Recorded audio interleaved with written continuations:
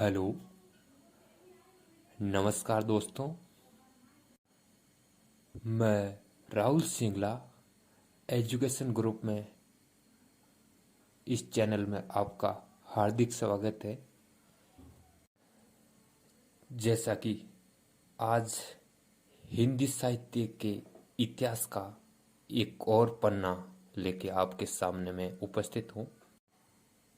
लेखक मोहन राकेश के द्वारा उपन्यास आषाढ़ का एक दिन और उसके बाद लहरों के राजहंस नामक उपन्यास लिखा गया। बहुत ही अच्छा और रोचक मार्मिक ये उपन्यास लहरों के राजहंस आपके सामने प्रस्तुत कर रहा हूँ। जैसा कि लेखक का नाम आपको बताया, मोहन राकेश, और इसका जो मूल शीर्षक है लहरों के राजहंस, और प्रकाशक राजकमल प्रकाशन से इसका प्रकाशन हुआ था। जैसा कि आपको बता दें, प्रकाशन की तिथि 1 जनवरी 2009 को ये तिथि प्रकाशन में आई और इसके पृष्ठों की संख्या बता दे तो 132 पृष्ठ इसमें है, जिनकी भाषा हिंदी है और ये एक प्रकार का नाटक है। इसका जो मेन मुख्य रचना है या रचना जो सजिंद नामक मुखपृष्ठ से ये रचना हुई है।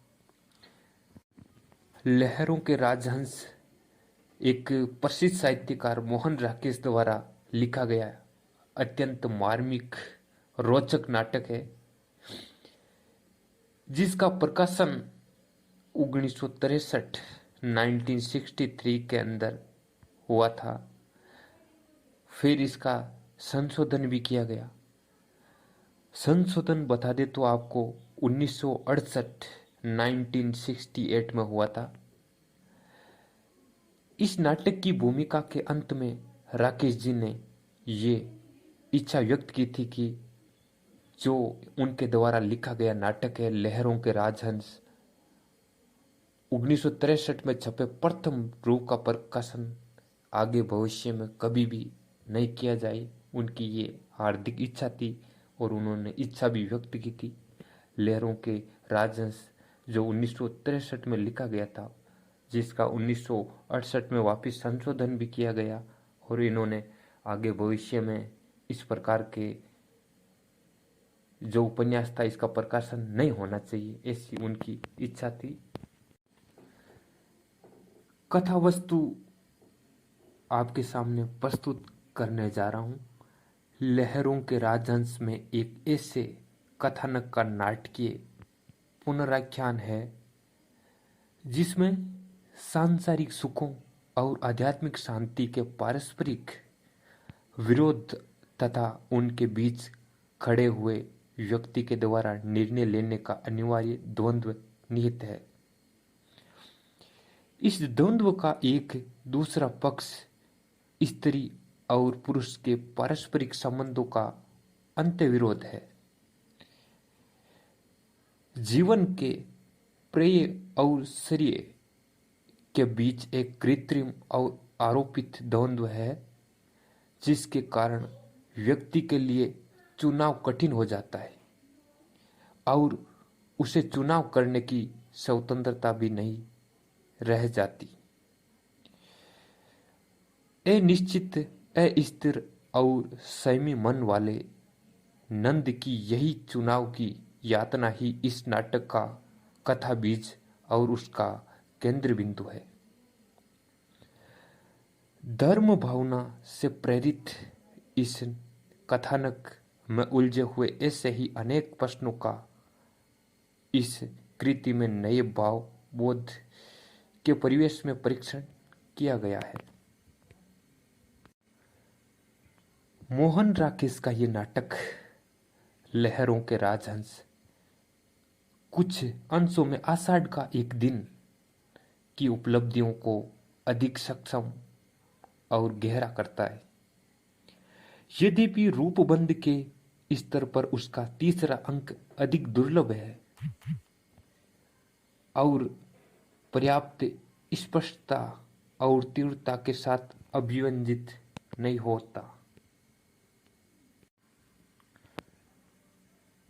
इसमें भी सुदूर अतीत के एक आधार पर आज के मनुष्य की बेचैनी और अंतर्द्वंद्व संप्रेषित है। हर व्यक्ति को अपनी मुक्ति का पथ स्वयं ही तलाश करना होता है। दूसरों के द्वारा खोजा गया पथ चाहे जितना श्रद्धास्पद हो, चाहे जितना आकर्षक हो और मोहक हो, किसी संवेदनशील व्यक्ति का समाधान नहीं कर सकता। इसलिए नाटक के अंत में नंद ने केवल बुद्ध द्वारा बलपूर्वक थोपा गया भिक्षुत्व अस्वीकार कर देता है, बल्कि सुंदरी के आत्मसंतुष्ट और छोटे वृत्त में आबद्ध किंतु आकर्षक जीवन को भी त्याग कर चला जाता है। अपनी मुक्त का मार्ग उसे स्वयं ही रचना होगा। इस नाटक में भी मोहन राकेश कार्य व्यापार को जो दैनिक क्रियाकलाप से उठाकर एक सार्थक अनुभूति और उसके भीतर किसी अर्थ की खोज के स्तर पर ले जा सके, किंतु इनकी विषय वस्तु में पर्याप्त सघनता, एकाग्रता और संगति नहीं है।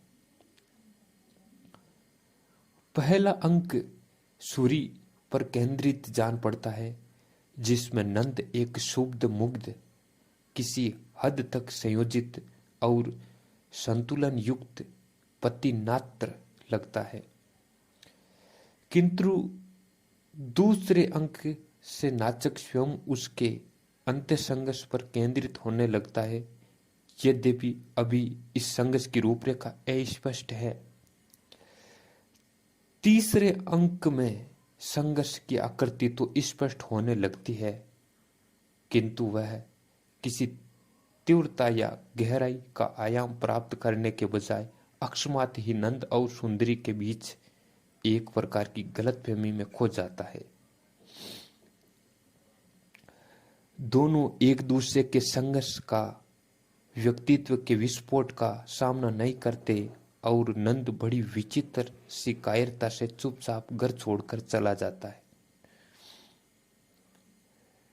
जैसा कि उसके इस पलायन की अनिवार्यता नाटक के कार्य व्यापार नहीं है, बल्कि एक अन्य स्तर पर वह आषाढ़ का एक दिन में कालिदास के भी इसी प्रकार के भाग निकलने की याद दिलाता है। जैसा कि आषाढ़ का एक दिन मोहन राकेश ने जो उपन्यास लिखा है उसमें भी कालिदास घर छोड़कर चले जाते हैं, उसी प्रकार से इसी लहरों के राजहंस में भी सेम यही स्थिति देखने को मिलती है।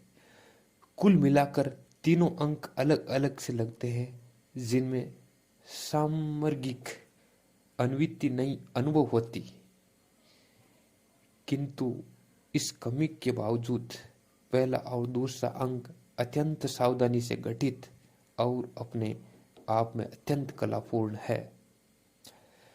विशेषकर दूसरे अंक में नंद और सुंदरी के बीच दो अलग अलग सत्रों पर चलने वाले पारस्परिक आकर्षण, उद्वेग तथा उसके तनाव की बड़ी सूक्ष्मता, संवेदनशीलता और कुशलता के साथ प्रस्तुत किया गया है।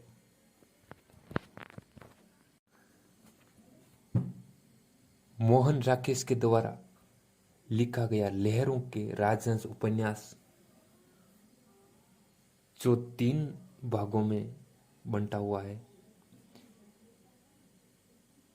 जिनका उपजीव्य अश्वघोष द्वारा रचित सौंदर्य नंद महाकाव्य के रूप में जान पड़ता है,